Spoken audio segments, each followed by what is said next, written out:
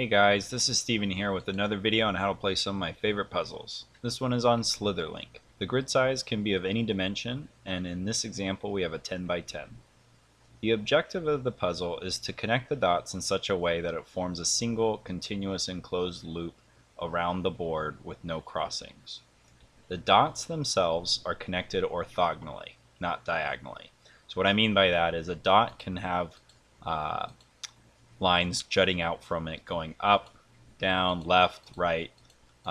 It just can't go diagonally. The clues, which are the numbers, indicate how many sides to that cell that have a line. So a 2, for instance, can have these two lines or these two lines, but it may never have 3 or 4 or no lines. So a 1, for instance, can have this side, this side, this side, or this side.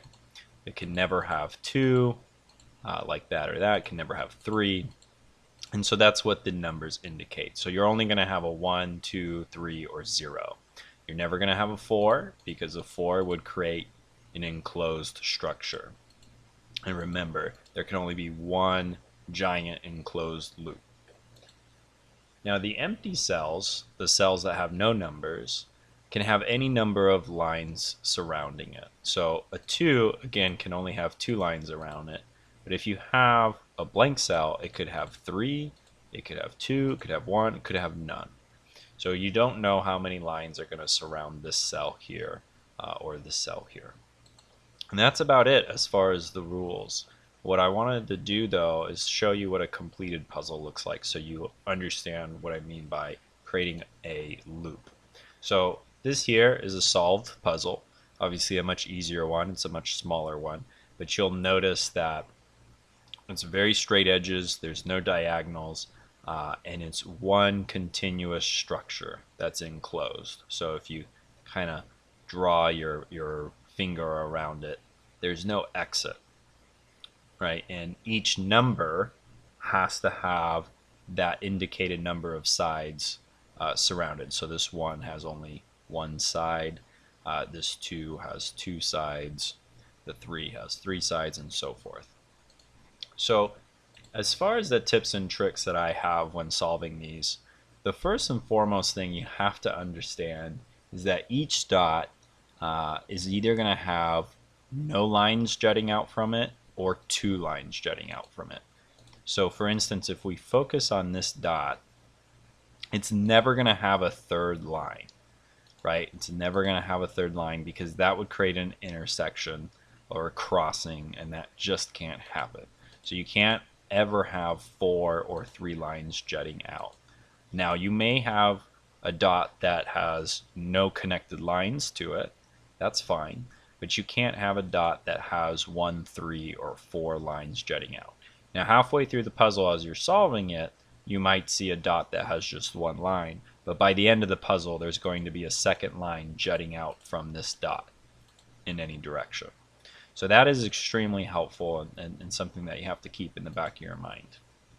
As far as where I start by looking at all the zeros, because those are obviously given. We know that this 0, for instance, has no lines around it, so we can X those lines out. That's a great place to start because from there usually you can solve a few others.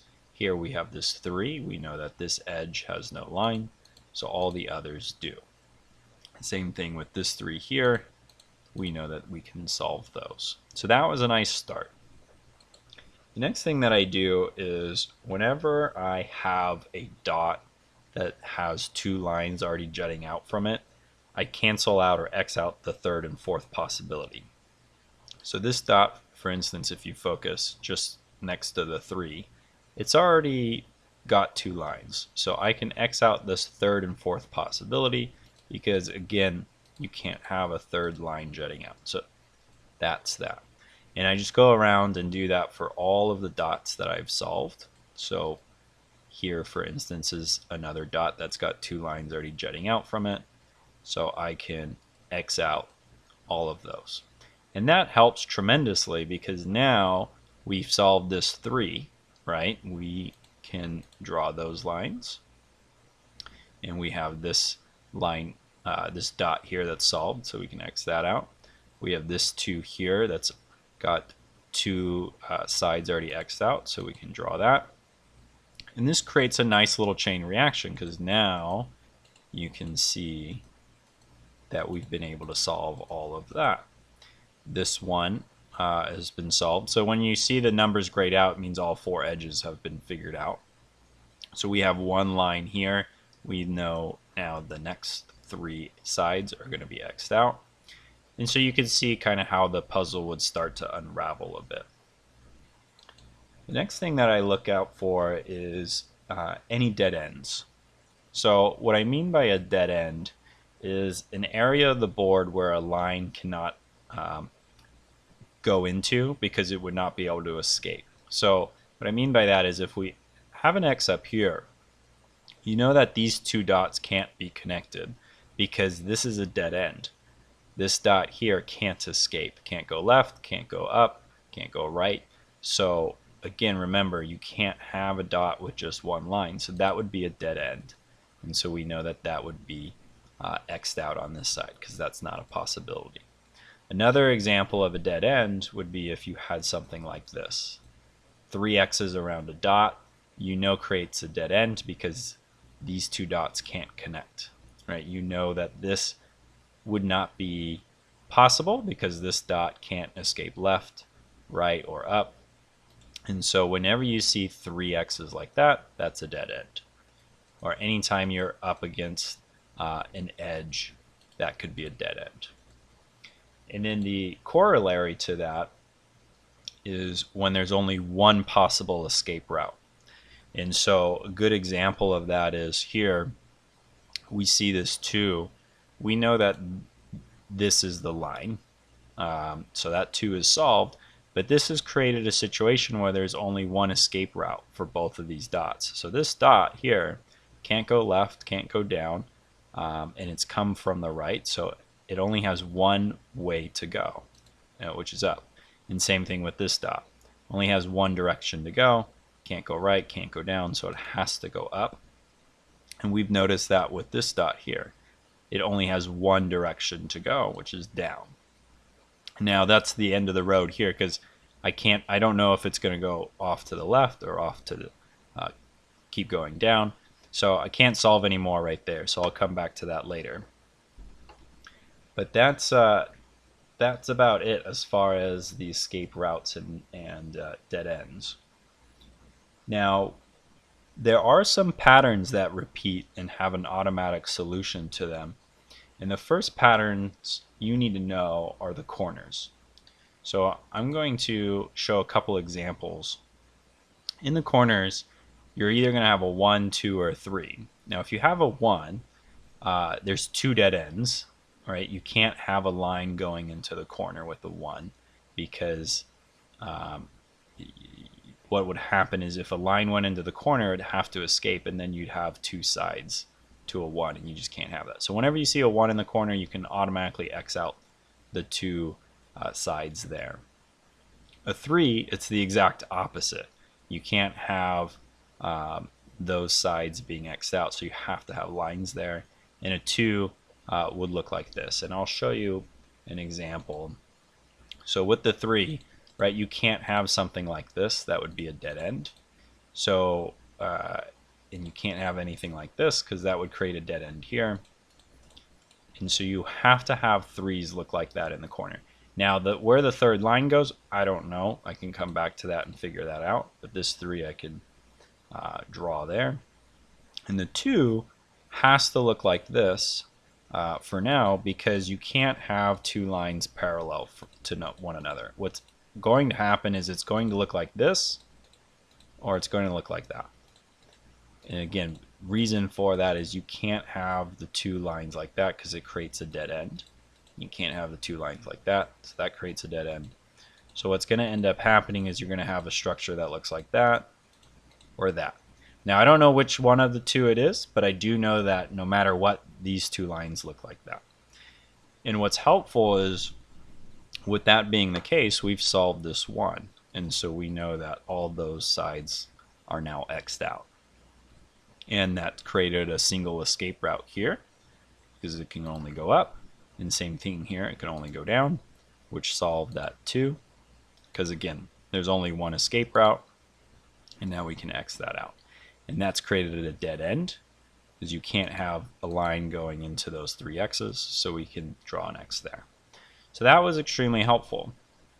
Some other common patterns that I find easy to remember are the ones with threes.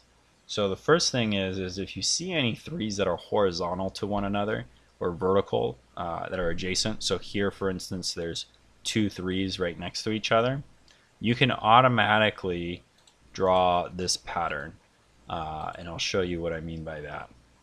So here in the middle you'll see the two threes. It's always going to look like this. And it could be that way if you have 3 threes, 4 threes, 5 threes. If there's threes in a row, both vertically or horizontally, you know there's always going to look like this pattern here. Threes next to a 0 always look like this, and then threes adjacent diagonally to a 0 always is going to look like that. So the next thing that I look for is threes that are diagonal to one another. So you can see the pattern's always going to look like that. And if you have a 2 in the middle, that's okay too. It'll still look like that. Now if you have a 1 in the middle or a 0 or any blank cell, that's not going to be the case. But if it's threes right next to each other or threes with a 2 in the middle, you can count on that pattern working out for you. So again, threes next to zeros are really helpful. Threes next to each other are really helpful. And there are some others, but I won't go into them just for the sake of time. Really, personally, I found it that you can solve these puzzles with just knowing the rules about the corners, the threes, and everything else can be deduced using logic.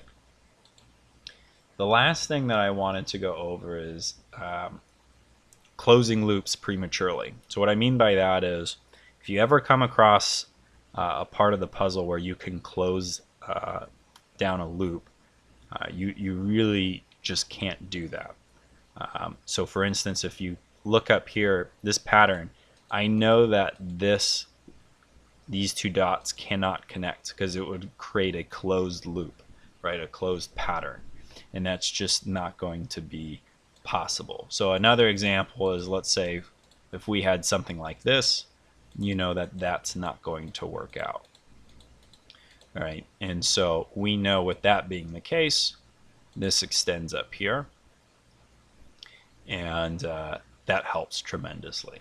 So I think from this point forward, I'm going to probably stop the video just for the sake of time, but you can see how this puzzle starts to unravel. It's a lot of fun. I definitely recommend you guys give it a shot, but of course start off with the easier ones and get the hang of it first, because it definitely took me a while to get a feel for these, but I enjoy them a lot and I think you will too.